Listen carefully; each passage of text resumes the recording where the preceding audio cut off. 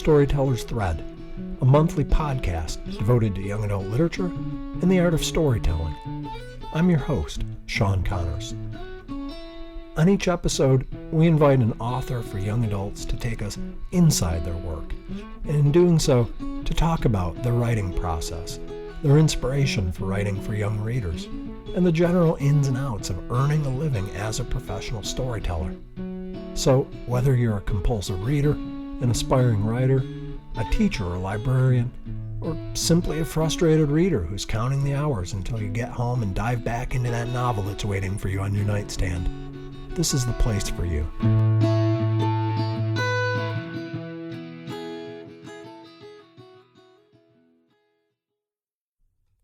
Hey everyone, it's October 1st. I want to begin the program by saying that I appreciate your making time to listen to this month's episode, as the topic we're going to be talking about, representations of mental health in young adult literature, is just incredibly important. This month I'm talking with Francesca Zappia, who you may know as the author of Eliza and Her Monsters, and I want to start off by sharing the backstory of how this particular episode of the Storyteller's Thread came about. So this past summer in June, I traveled to Indiana for the Children's Literature Association conference. And while I was at the conference, I had the chance to hear Francesca, who's a native Hoosier and resident of Indianapolis, talk about her work. Francesca attended the University of Indianapolis, where she majored in computer science and math, and she's currently working in information technology while also writing books for young people. As I mentioned, she's the author of Eliza and Her Monsters, which was published in 2017 and which has received really glowing reviews over on Goodreads, as well as Made You Up, which was her first published novel in 2015. Both books center on teenage characters experiencing mental illness. So I'm at the conference, I'm listening to Francesca talk about her work and the experiences that underpin her interest in writing about topics like anxiety and depression. And I'm finding her to be articulate and funny and thoughtful. And the whole time I'm thinking to myself, man, I've got to see if I can get this woman to come on the podcast as a guest. In the year that I've been doing this show, I haven't shined a light on writers who are taking up issues pertaining to mental health in their work, and that's a huge oversight. According to statistics from the Center for Disease Control and Prevention, approximately 4.4 million children in the United States between the ages of 3 and 17 have diagnosed anxiety, and 1.1 million have diagnosed depression. Even more disturbing, data from the CDC suggests that the number of young people experiencing anxiety or depression is actually growing. In other words, this is an issue that clearly warrants attention. But despite that, it can often feel as though our culture is unwilling to talk about issues surrounding mental health. So with that in mind, I invited Francesca to come on the program. She agreed to do so, and for that, I'm indebted to her. If you listen to this program on a regular basis, then you know that I usually kick things off by sharing my guest biography. But because my interview with Francesca ran a bit longer than usual, and because I want to play it for you in its entirety, I'm going to forego that tradition for this month and dive straight into our conversation. I hope you enjoy my talk with Francesca, and I hope that you find something useful in it. When you look back on your childhood, what memories do you have of storytelling or writing in your home growing up? I know that, well, my mom was always a big reader. Okay. She always had a bunch of books around. She actually jokes about how she used to love reading Stephen King before she had kids, and then afterwards she couldn't read him anymore. But we've always had copies of books. My brother and sister were big readers. I always did the like summer reading program at the library. And I remember from when I was very little, I always loved to draw. And what I would do is I would just staple pieces of like printer paper together and draw little books. And so one of the first ones I did was like each page had a picture of a different dinosaur on it. Okay. And then I would give them, like fake names because I didn't know any actual dinosaur names. So I would draw like little picture books and stuff when I was little. And then around, I remember doing the summer reading program, my mom would always try to get me to read, chapter books. She was very big on us reading from a young age and everything. And She used to have to pick out books for me because none of them were interesting to me. I would get bored really easily. And then one year she found Harry Potter and the Chamber of Secrets in the Scholastic Order catalog. And she was like, here, I'm getting this one for you. And I was like, whatever, I don't care. And I read it, and it was like the whole world just opened up. And I realized that it kind of struck me then that like, oh, real people write books. Books are written by people. And then just the way that words were used and kind of the images that she could conjure up in that story, I was like, oh, this is like drawing with words. And I realized that writing could kind of fix, I don't want to say fix, but like I could do in writing what I didn't have the skills to do in drawing. And I think I'm like a decent artist, but writing is like you're drawing in a way, you're painting in a way that like the reader's imagination fills in all the blanks. You know what I think is really interesting with you is that you've reversed the situation that I find with most people where they'll say they were readers as young people, but they didn't really write. Mm-hmm. And you talked about the fact your introduction to literacy sort of begins with your drawing and writing picture books. But I've heard you say in interviews, and you alluded to this just a second ago, that you weren't much of a reader as a young person prior to encountering the Harry Potter books. Yeah. Why weren't you interested in reading, do you think? I think it's because I think there are two things that I really like. I love storytelling. And that doesn't have to be books. I love movies. I love TV shows. I love, art, like pictures of any kind. And I like telling other people's stories. And so like, I loved watching movies. I loved watching TV, but it was kind of books, a lot of books that I was reading at the time. So I don't want to call anybody out, but my mom did try to give me like Boxcar Children and stuff. And those kinds of books just didn't conjure up the images in my head. So when I was reading, it was just words on a page. I was never transported into those stories. And so I think when I read Harry Potter for the first time, it was like, as I was reading, I was watching a movie and my brain was making the movie as I was reading. And it's just such a weird, transformative experience when you read a book for the first time that way. And I almost feel like that's the reason a lot of people don't like reading is because they haven't learned or been taught, or they haven't experienced that kind of reading where you're just kind of teleported into that world and you're seeing it in your mind. And that was what got me. I was like, oh, I can do this for other people with words. I don't have to do it with pictures, which was a long process that would wear me out a lot. And, but with words, it's like I'm creating this thing for myself that I can then share with other people and take them on an adventure with me. You make a really fascinating point. I've talked about this with people. I come from a background in education, and I know certainly in school, but I think even more broadly, the way we think about books in our culture is we sort of treat them as the entry point for stories. But you pointed out, like, for many people, it's other media become sort of their portal into stories, whether it's movies or television shows or games that bring them to books later. Yeah, exactly. And I mean, like, even now, like, I'll have reading slumps where just I can't find a book that I can get into or anything. And then I'll go listen to a really good podcast or go watch a group of people playing D&D, and the story, I mean, there's nothing in front of you. They have papers and dice and whatever, and they're just acting out their characters. And it's like, I can see this in my head. This is amazing. And it's just, I have a fascination with anything where you can tell a story that way. And so right now for me, it's books, but like, I think of different stuff all the time. Like, I would love to do like a story podcast or like, just all kinds of things. I love it. Another thing that fascinates me about you, especially as someone who'd love to write a book, but who doubts his ability to do so, is you were writing a draft of what turned out to be your first book, Made You Up, when you were in around middle school. Is that right?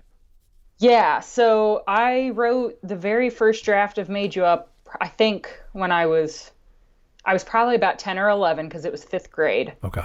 So that was our intermediate school at the time. I guess some people would consider that still grade school, but it was like fifth or sixth grade was when I wrote the first draft of what became eventually Made You Up. So for people who are listening who haven't read that book, Mm-hmm. could you give a sense of what it's about? Yeah. So Made You Up is about a girl. Her name is Alex Ridgemont. She is a paranoid schizophrenic, or she has paranoid schizophrenia. And she is basically trying to get through her senior year of high school without any major mishaps or anything, going awry, which of course it does. She meets for the second time a boy that she met years ago when she was like 5 years old, who she thought didn't exist. And he turns up again and kind of throws her whole life out of whack. So that's kind of the basics of that story. What motivated you? Can you recall what motivated you to write a book about a teenage girl experiencing schizophrenia? So originally, Made You Up wasn't about schizophrenia. Alex did not have any mental illness. This was like the original one that I wrote back in fifth grade because at the time I was just watching a bunch of anime and I was like, I just want to do something fun and silly. So it had nothing to do with that. Later on, after that story idea had been shelved for a little while and I had gone back and like sometimes when you're working on stories, you kind of put them away for a while and then you have a kind of secondary idea and you're like, oh, these two things can go together. And that's kind of what happened with Made You Up. I had seen so much media about characters who had paranoid schizophrenia who were either, dangerous or criminals or villains in some way, criminal minds, all that kind of stuff, that I was like, I know this is not true. This is not the truth of this situation. And I wanted to kind of write a story about a person who had this illness, who was, a normal person, just trying to get on with their life. And it kind of fit well with Alex as a character because she is very, I don't want to say upbeat, but she's very determined to make it on her own and just try to do the best that she can for herself. And a lot of the other stories I'd seen about mental illnesses and things, the main characters were very self-destructive. They would throw away their medicine. They would be on drugs, which can happen, but it wasn't the kind of book I was interested in writing. And so I wanted to write a book about just this teenager who was dealing with this issue in the best way she knew how, who realized that, she didn't have all the tools necessary to do it and that she needed outside help, and kind of how she found and recognized her outside support system. And when you say, I kind of laugh because you say you started a draft of the book in fifth grade and then you kind of shelved it and you said later I came back to it. But I'm imagining later is probably high school, college? Yeah, high school, yeah. So, okay. When did you begin to shop the book around? Okay, so let's see. If we do the whole timeline, I read Harry Potter and the Chamber of Secrets in probably when I was 7 or 8. Okay. So that was when I realized that people wrote books. Started writing when I was 8. Wrote the first draft of Made You Up when I was probably 10 or 11. When I was 15, I had my second epiphany, which was, oh, you don't have to be like famous to get a book published. You don't have to know anyone. That helps, but you don't have to. And so I was 15, freshman in high school, and I decided I was going to get a book published. So I did what any self-respecting 15-year-old at the time would have done, which was Google it. Because we were kind of on the cusp. It was, some of it was like, oh, go look at all these books that have the agent listings in them. And I was like, yeah, but we have Google now. So I'm going to use that instead. So I got on Google and I just started Googling, like, what do you need to get published by a big publisher? Oh, you need a literary agent? Okay, how do I get a literary agent? Oh, you need a query letter? Okay, what's a query letter? How do I write one of those? And just started unearthing all this information about how you go about getting traditionally published by a large publisher. So I was 15 at the time, and I was kind of switching off between sending that draft of Made You Up to agents and sending like a fantasy sci-fi story to agents. So I got my agent when I was 19. So it was the summer after my freshman year of college. So it took about 5 years from when I started trying to find a literary agent to when I actually got one with Made You Up. And then it took about 6 months after that to sell it. Man, that's incredible. And I think it was published 2015? Yes, it literally came out like a week or two or a couple weeks after I graduated from college. And then you published your second novel, Eliza and Her Monsters, in 2017. Yes. 2 years later. Yes. Again, for listeners who haven't read the book, can you talk a little bit about what Eliza and Her Monsters is about? Yeah. So Eliza is about a very introverted teenage girl who is dealing with a lot of anxiety, who anonymously draws a very popular webcomic called Monstrous C. And she finds out that Monstrous C's biggest fan fiction writer has just moved to her school, and she kind of starts a relationship with him. She knows who he is, but he doesn't know who she is. And her biggest thing that she's dealing with in that is this kind of conflict between wanting to be recognized for this thing that she's made and not wanting anybody to know who she is because she has such terrible anxiety that, you know, the outing of her identity would really just crumble all her foundations. I absolutely love that book. The voices of the characters are fantastic. And I was interested, too, in the fact that as much as it's a story about these people, it's also in some ways a meditation on creativity and the act of being creative and the challenges of being creative. And I want to dig into that a little bit with you. But first, I want to ask you, where do you recall, like, where did the conceit for Eliza and Her Monsters come from? So I had, for a little while, I had been wanting to do kind of like an internet fandom kind of story. I actually still kind of want to do one where it's all in like a about a fandom that's been some big upheaval happened and somebody has chronicled everything that happened in this fandom online. But that was the original conceit. But I didn't have a good basis for what that story should be. Okay. Eliza actually came out of, so we had we were kind of trying to come up with an idea for what my second book would be. Because all my ideas are like science fiction and fantasy and horror and paranormal. And Made You Up obviously was contemporary. And so we were kind of like, okay, how can we bridge this gap between these two things that I write?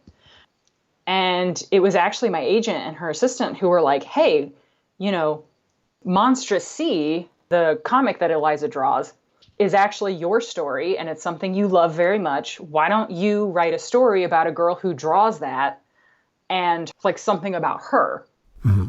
And as soon as they said that, it just like right away it came to me. It's like, oh, this is about anxiety. This is about creativity. This is about stories we love and how they affect us. And how we interact with the communities of these stories. So it was kind of like it was a slow burn kind of thing. And then it happened all at once. Huh. And this idea just kind of crystallized.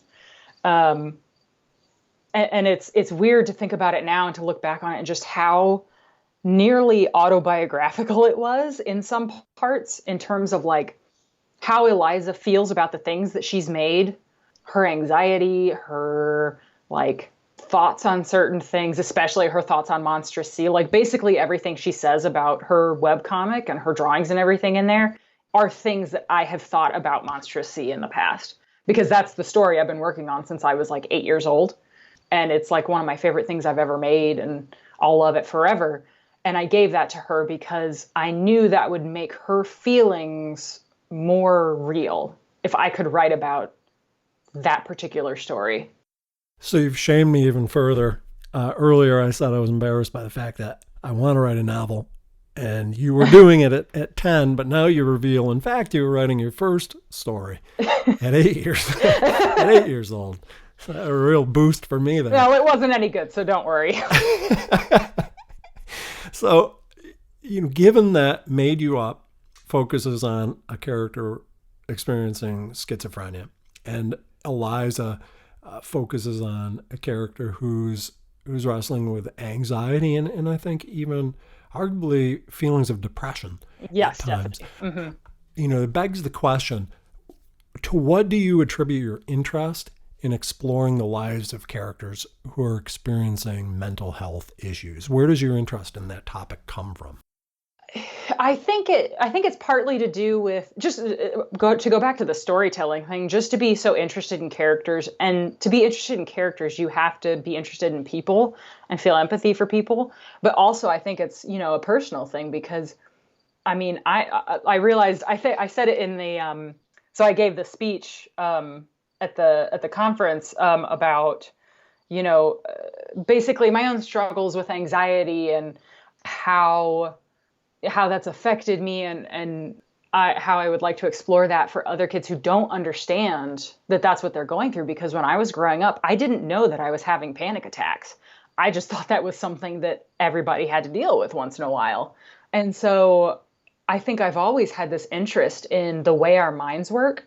I mean, when I was growing up, I mean, not only did I have panic attacks, I had nightmares about all kinds of stuff. I was scared of everything for some reason. Like, I was a giant kid because I'm super tall, but I was scared of ants and like weird knots on trees and the phone ringing. And so just the way our brains work and the way we react to things and why, that has always interested me.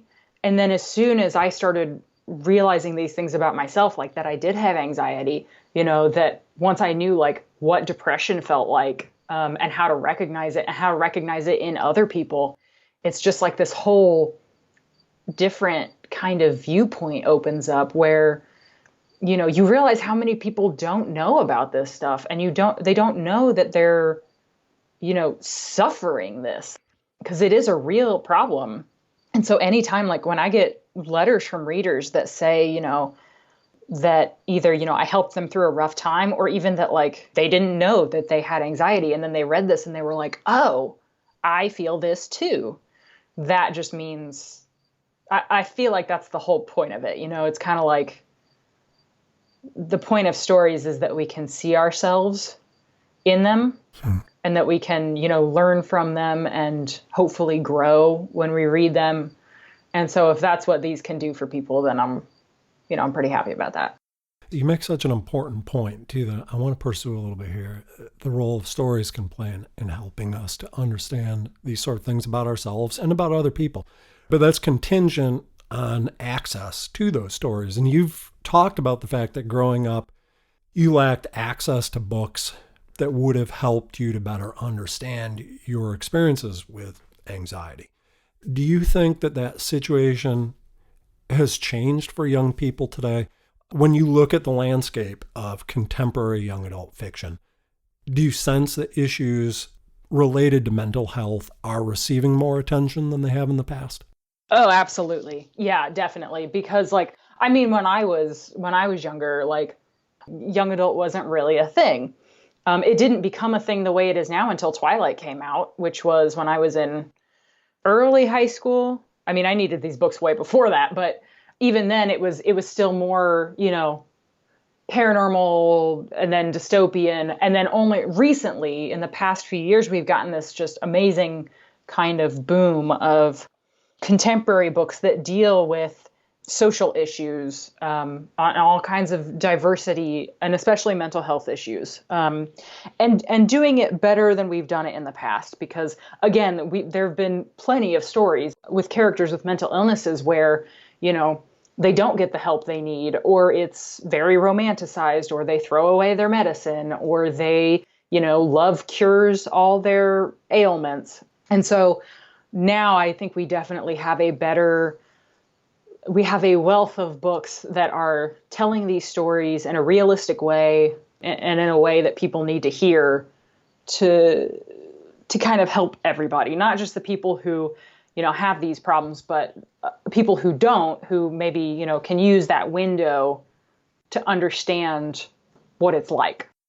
I've heard you say that it isn't just a matter of providing mere books for people experiencing mental illness, young people experiencing mental illness, which is incredibly important. But as you just said, it's the opportunity for people who may not be experiencing mental illness, to have the opportunity to gain insight onto those experiences. But when I saw you talk at the conference in Indianapolis, one of the things that you said struck me is that while it's important to get these mirror and window books into the hands of readers who need them, you also cautioned about the need for adults to ensure that the books we're championing aren't doing more harm than good in the world. Yes. Can you talk a little more about that?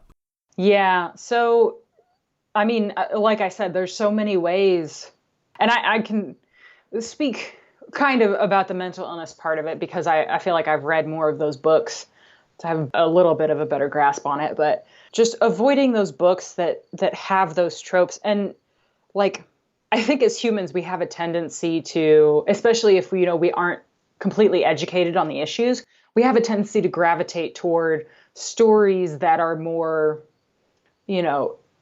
make us feel bigger emotions. And sometimes those stories are the ones that are more romanticized or, have those tropes that we recognize.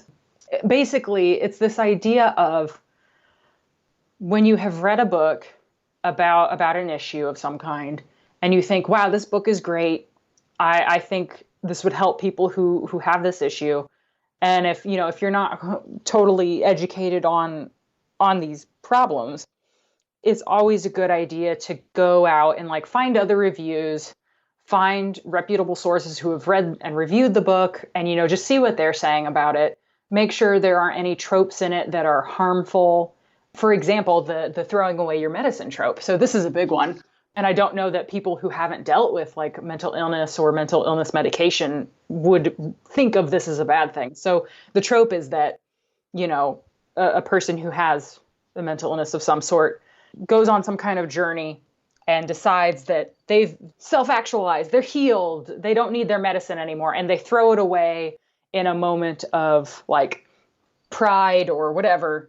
And it's usually the climax or a crowning moment of their character journey. They've thrown away their medicine. They don't need it anymore. And generally that's not a great idea. I've heard of that going fine in real life, but it's not something you want to put in your stories because, there may be a teenager or somebody else out there reading that who is in a similar situation and thinks, I don't need my medicine anymore. I can just throw it away. And then they do that. And then that puts them in a harmful position. Or it may perpetuate the idea that it's okay to just throw away your medication. So, there's the direct action line of it, but then there's also the perpetuation of, bad ideas or incorrect information. So it's always good to, if you are recommending books on a certain topic for a certain reason, and you yourself aren't necessarily an expert in that subject, it's always good to go check with people who are experts or, just get a good idea of whether or not there are any issues in that book that you need to know about. So my research team here on the Storytellers Thread podcast, which is really my way of saying me, took time to read into your experience as a writer and your past. And one of the things that I found was that some time ago, you had a stint on Goodreads that involved you responding to questions that people who'd read your books were submitting. And there was one particular exchange where you were asked what advice you'd offer aspiring writers who are interested in folding the topic of mental illness into their stories. And you shared the following advice. I'm going to quote you. If you want to incorporate mental illness into a story, the most important thing to ask yourself is why. Can you talk about that? Why do you recommend beginning with the question, why? So I think what it comes down to is, are you writing a book about mental illness because it's a hot topic right now? Or are you writing about it because it's something that you care deeply about and you want to affect the way people see mental illness, the way they react to it? Are you dedicated to helping reduce the stigma around mental illness? Why do you want to write about this topic? It's kind of something that I wish somebody had told me when I was younger and writing about it, because it's like there's so much to think about. And like with Made You Up, in high school, I was not as socially aware as a lot of teenagers are now. And so, I mean, obviously, Made You Up had to go through many revisions. I did a ton of research on it, which I'm sure is outdated now because research on that changes all the time.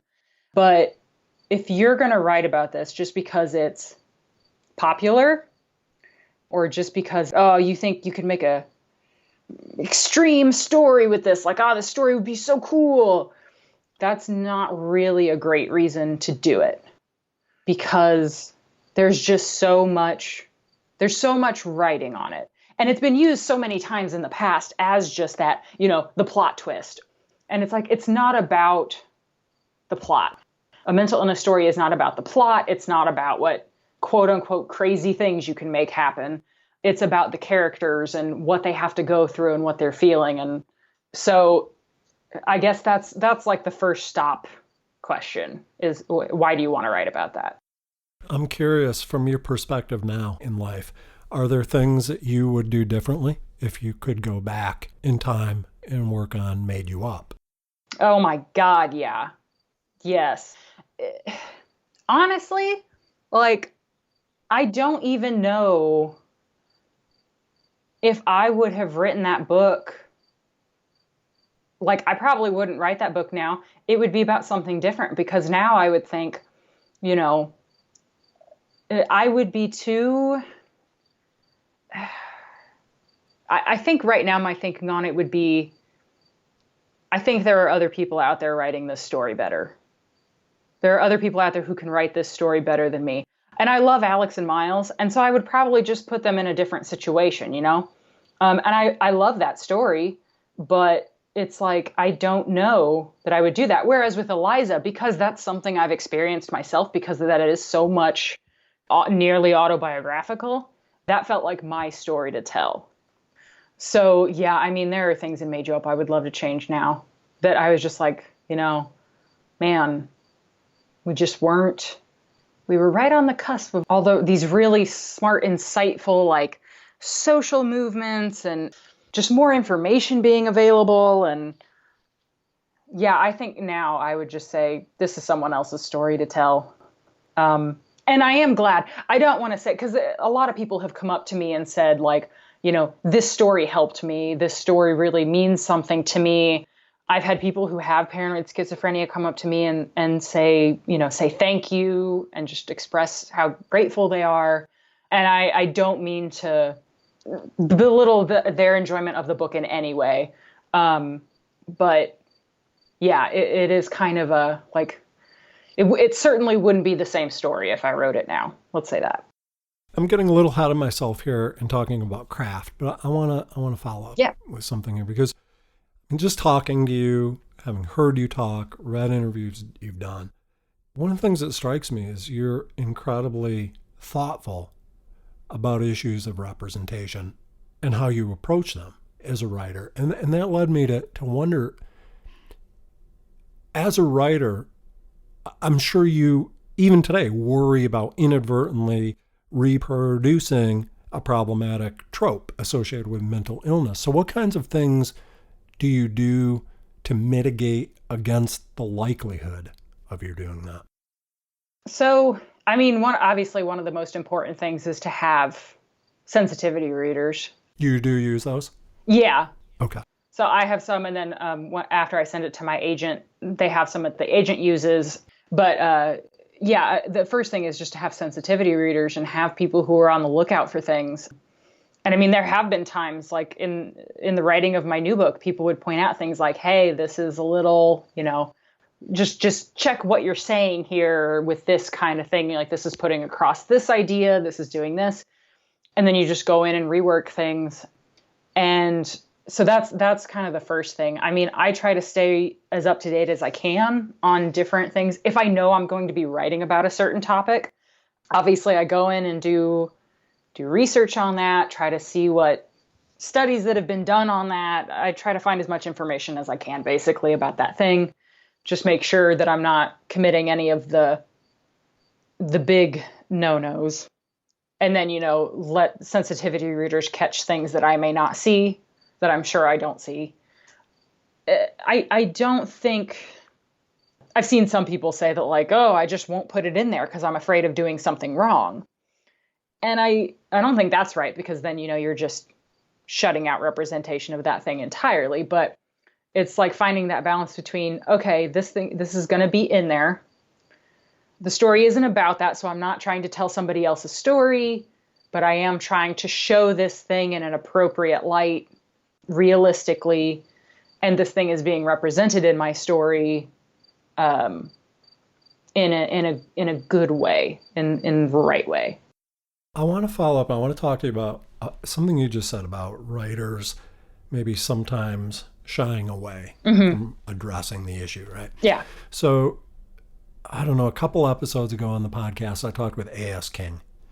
And I follow her on Twitter.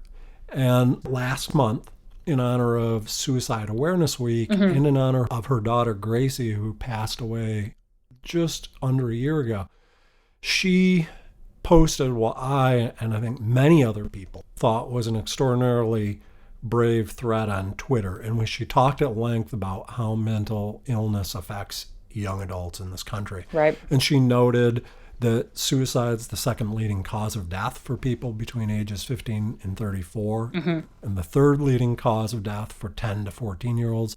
And she pointed out that approximately 70% of teenagers are experiencing mental illness but go undiagnosed. Yeah.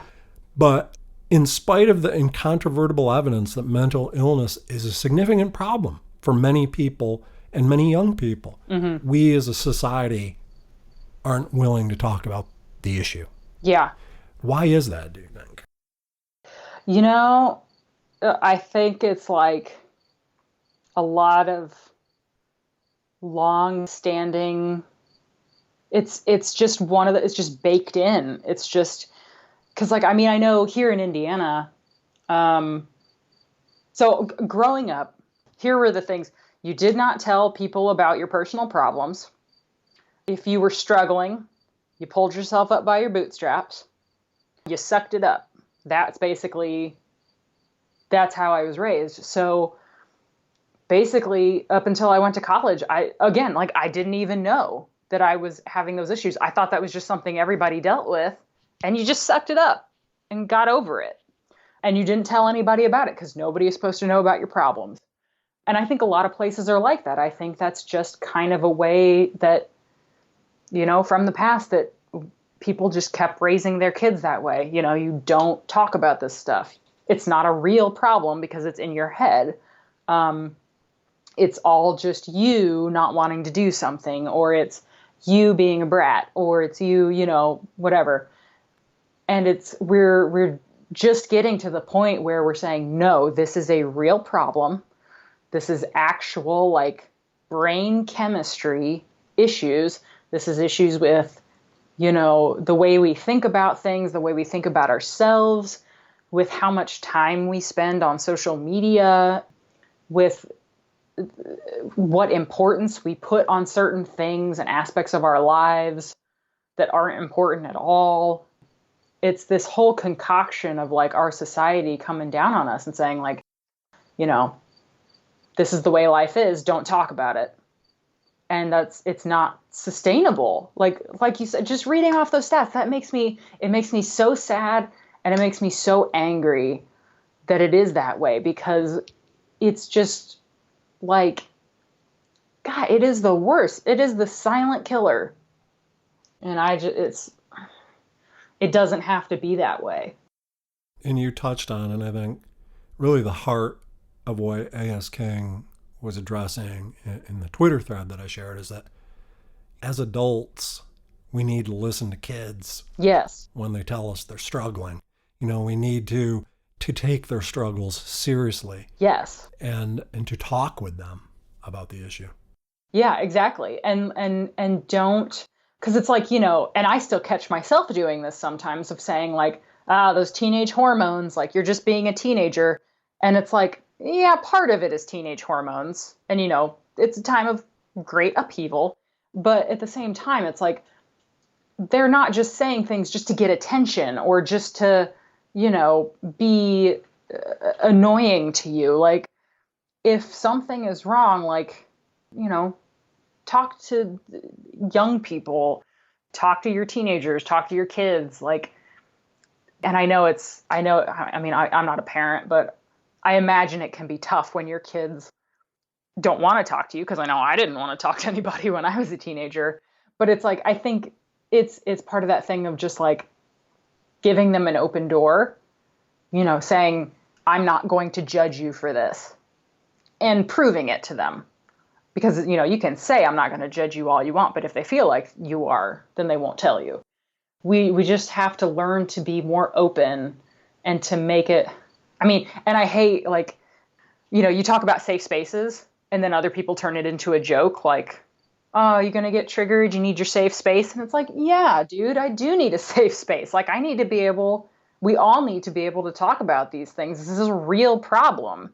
Well, I think you hit the nail on the head when you said suicide's a silent killer. And the irony is we maintain it through our silence and dealing with mental health issues. We don't talk about them. Yeah, exactly. It's like it is a self-perpetuated thing. And the terrible thing about it is, like, just speaking from experience with anxiety, sometimes you can't tell other people, not because of like this. Part of it is probably societal expectation, but some of it is your anxiety telling you, like, don't bother anybody else with this. You're just putting a burden on them. They don't need to hear about this. This is all your fault. You're doing this. And then so it's literally, this illness is telling you, shut up, be quiet, don't say anything. And so it's like a double whammy of this thing is happening and you can't tell anyone about it. And then you have the pressure of, even if you can get past that, are people going to make fun of me or tell me it's all in my head if I tell them? So it's like there's all these barriers stacked up.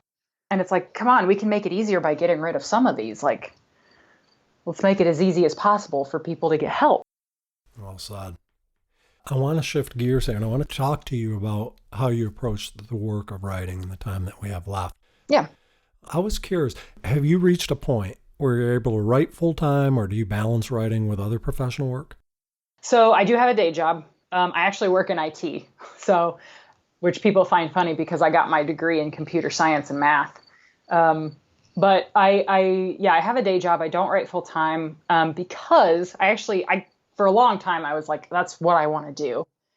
But then after talking to other authors and after just getting to know myself better and going through this, like, anxiety and depression, all this stuff, I realized that I kind of need something else. I don't think it would be good for me to have writing as my main source of income because it's such a kind of touchy industry.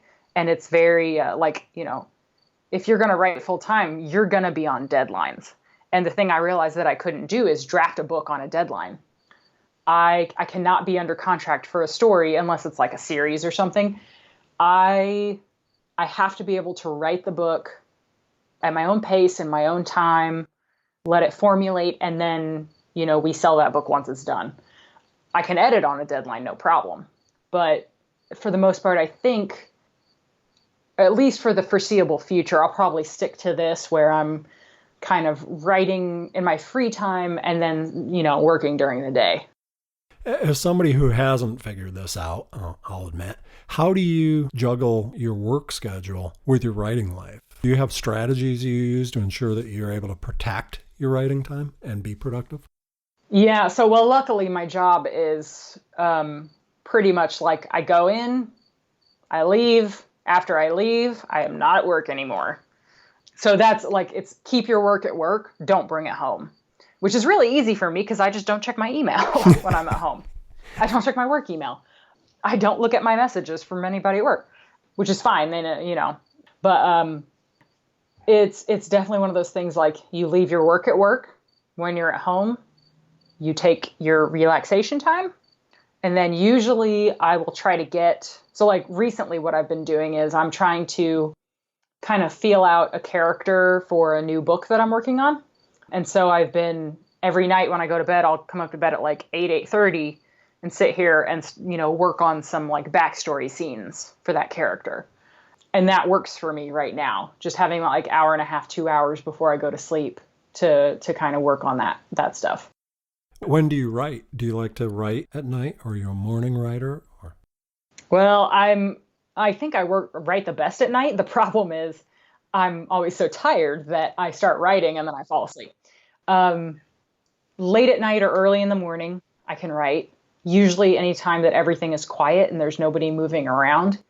If I'm really in drafting a book and I, need to get it going, I will block out time at like the study room at the library and just go there to a quiet place and just sit down and, pound out the scene or the chapter that I'm working on. Because usually if I'm in the middle of the book, I have the scene or the chapter worked out. So I know what's going to happen. I just got to get it drafted. But when I'm kind of feeling out a story, I usually do it at night before I go to bed, because that's when my brain is kind of emptied out and I'm ready to go. do you plot your novels in advance, or do you just dive in and write your way through them? From what you just said, I got the feeling you're plotting them in advance. I do some plotting in advance. So I try to know, I have to know the character's arc, like where are they starting, where are they going, where have they been? So I have to know all of that, because that basically influences the entire story. That is your story, is the character's internal struggle. And then your plot should always connect directly to that. So I know where the story starts. Generally, I know where it's going to end. And then I have specific points in the middle of things that are going to happen. And then as I'm writing, I'll outline kind of as much as I can between those points. And then as I'm writing, I let the outline shift and change as it needs to for whatever I've just written. And I write sequentially because I do not know how some authors write out of order. I can't do it. I have to know what the character was just going through in the previous scene or chapter. Like, it has to be a continuous, emotional throughway, kind of straight through the whole story. But yeah, it's kind of, I do plot it, but it's kind of malleable, and I let it change as it goes along. Listen to you talk about your writing, and I think even in your prose, it comes through that you have a passion for writing. Mm-hmm. And I'm thinking here about in Eliza and Her Monsters, Eliza is also passionate about the art she makes, right up to the point that she begins to feel pressure to satisfy her readers. Yes. in your own life, mm-hmm. What do you do to ensure that writing continues to be pleasurable for you, as opposed to letting it become a job? I think, so one of the big things I struggle with is this after becoming published, is this issue of what do I want to write versus what do I feel like I have to write, in terms of like a career trajectory. So what I want to write can change day to day, hour to hour, depending on what music I'm listening to or a movie I just saw. What I feel like I should be writing is generally the same or is pretty static for a long time, but very rarely what I should be writing matches up with what I want to be writing. So I've tried to kind of push aside that what should I be working on, unless of course I'm under, some kind of like editing deadline or something, then I work on that, because at that point it's like, okay, yeah, that's fine. I'll go edit. But generally, like if it's just drafting, I work on what I want to work on. And I have tried to train myself to kind of let myself go with the flow, work on whatever you're feeling at the moment. Because typically I'm always in the planning stages. And so once I work on something long enough, I'll get that. It's kind of like when it hooks you. It's just like, oh, there it is. Okay, let's go. And then you focus on that one thing. And I'll stop thinking of other things as much and just go with that one thing until I have, a couple of chapters written, section of it written, the whole book written. And then it's like, hey, the book's done. So maybe not as efficient as just sitting down and pounding out a book, but more enjoyable for sure. Something you said earlier I'd never thought about is the role of writing for a living, when that is your full-time job, and the need to meet deadlines constantly. Mm-hmm. I imagine that would, over time, suck some of the joy out of it too. Oh, you constantly feel like you're under the gun. I'd never thought about that. Yeah. So actually, with my new book that's coming out now, Entering Addamsville, that one was one that like we originally were going to sell just on spec, or like on the just by the idea. And I hadn't written all of it. And we hadn't actually sold it. There's no contract yet, but I was trying to write it, as if it were under contract. Mm-hmm. And it was horrible. It was the worst thing I've ever tried to do in my life. Like, the story was, first of all, it was bloated and terrible. It was lifeless. Writing it every night felt like pulling teeth. Like, I would set out like, okay, I have 2 hours every night to work on this. And it was absolutely the worst. And then my agent, who is very wise, was like, hey, we don't have to do this, right? Like, you can just write the book and then we can sell it.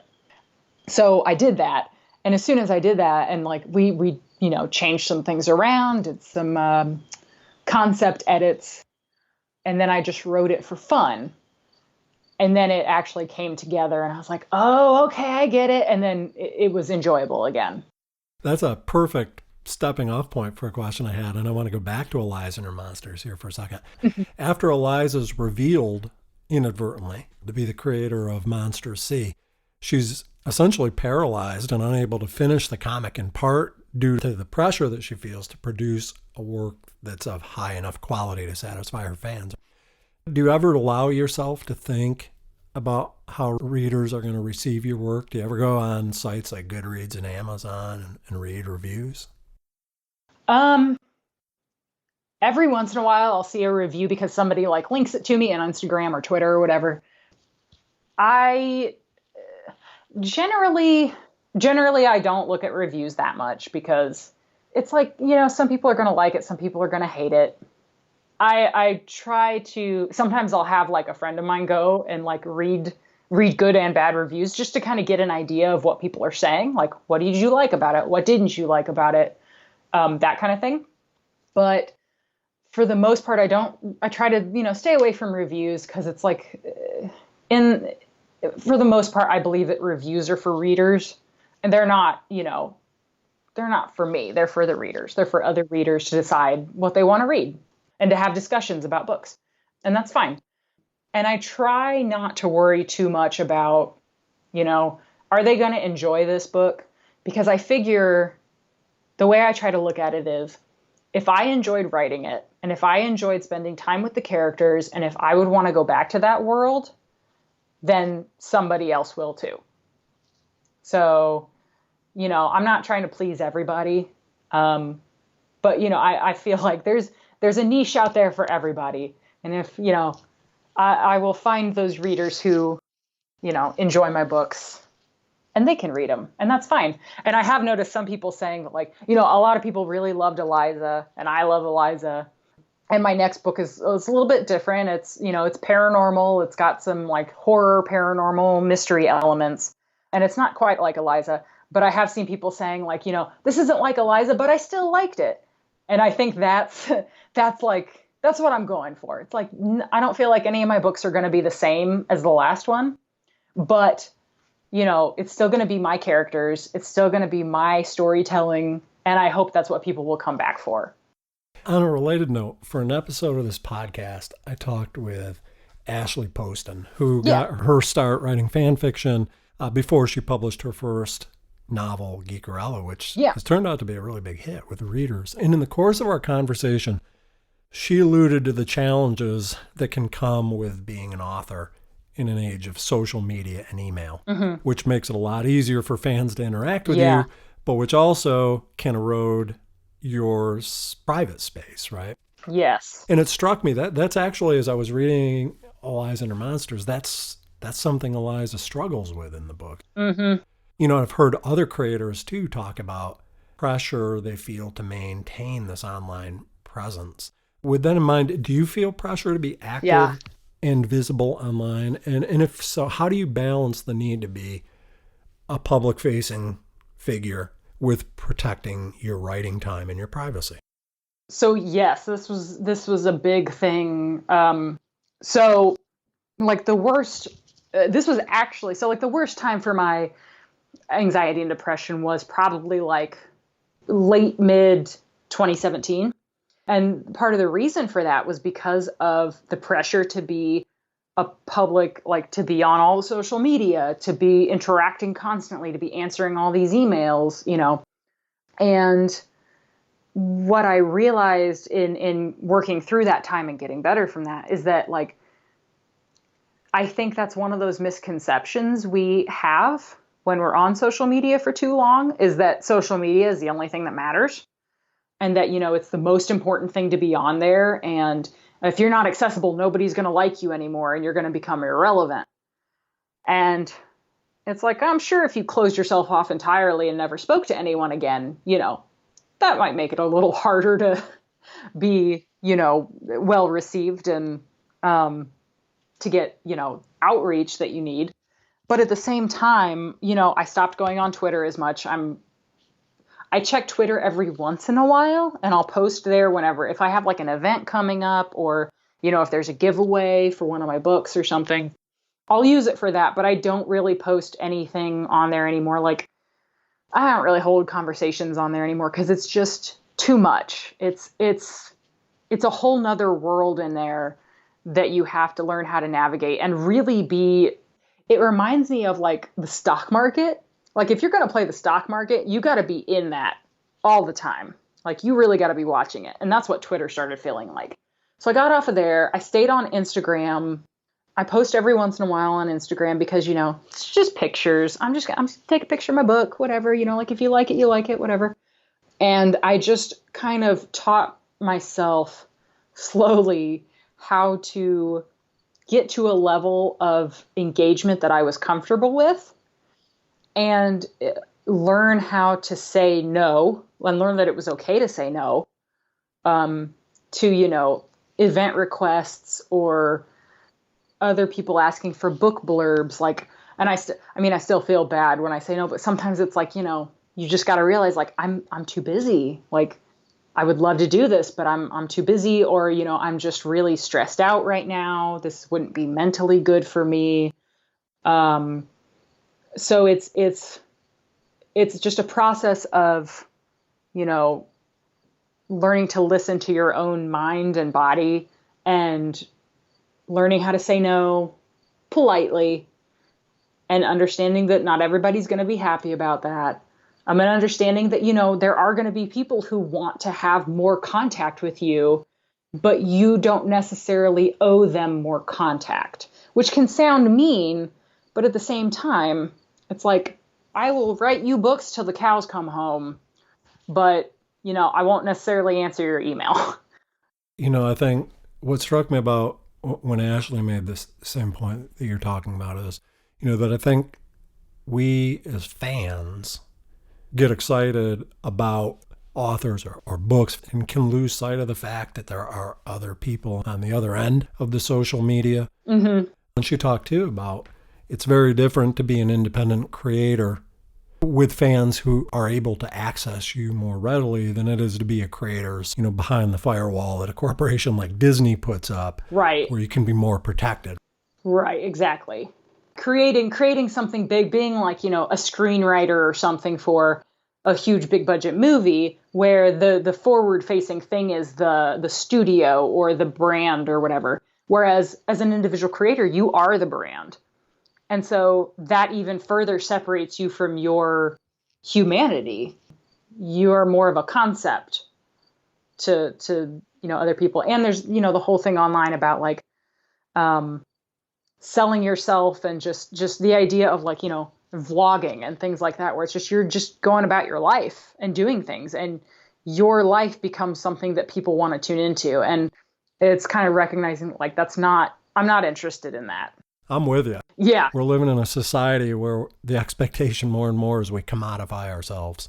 Yeah. And it's like, no, thanks. I like having my life be separate from my, and it's one thing to say, oh, you're a public figure. Everything you have and do is public now. And it's like, well, let's have some boundaries. I like my life being my life. I like to hang out with my family and my friends separate from everything else. I don't put everything online. Sometimes I'm even hesitant to like post pictures of my dog on Instagram, because I'm like, he's my dog. Like, nobody else gets to, look at him and say how cute he is. Like, of course he's. I'm with you. Hey, I have one more question for you, and I'll get out of your hair. Today's October 1st, and that's a very important date for you this year, given that your third novel, Now Entering Addamsville, gets released today. Yes. Can you give people who are listening a sneak preview of what they can expect? Yes. So now Entering Addamsville, the best way that it's been described is, of course, the publisher's pitch, which is Stranger Things meets Buffy the Vampire Slayer. So basically, it's about a small town in Indiana that's known for its ghost tourism. So people come there to, visit the haunted places, hear all the stories, whatnot. The main character is a girl who lives in this town who can actually see the ghosts. And she was kind of trained by her mom to fight these things called fire starters, which are basically demons that come in and attack the ghosts. And so her job is to hunt them down and get rid of them. And she can see ghosts and nobody else knows about this. And so she's pretty alone. And some of her previous adventures in hunting down fire starters has led to the town thinking that she is an arsonist, or having suspicions that she is an arsonist. So at the beginning of the story, the janitor of the high school, his house burns down and he dies inside. And they have no leads on who did it, but of course they think she did.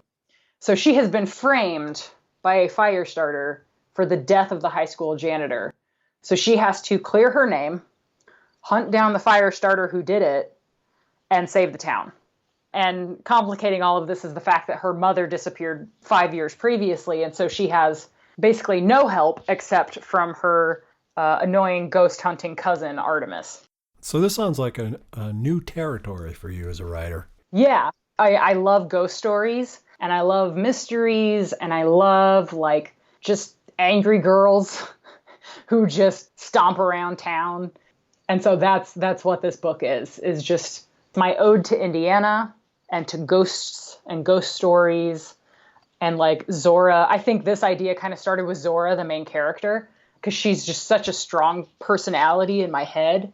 And I love writing her so much because she's very different from Eliza, who can be timid, can be very shy, and obviously anxious. And Zora is just not that at all. And she is just ready to throw down with anyone who gets in her way. But at the same time, she tries to moderate herself because she knows that things can go very wrong for her if she doesn't watch it.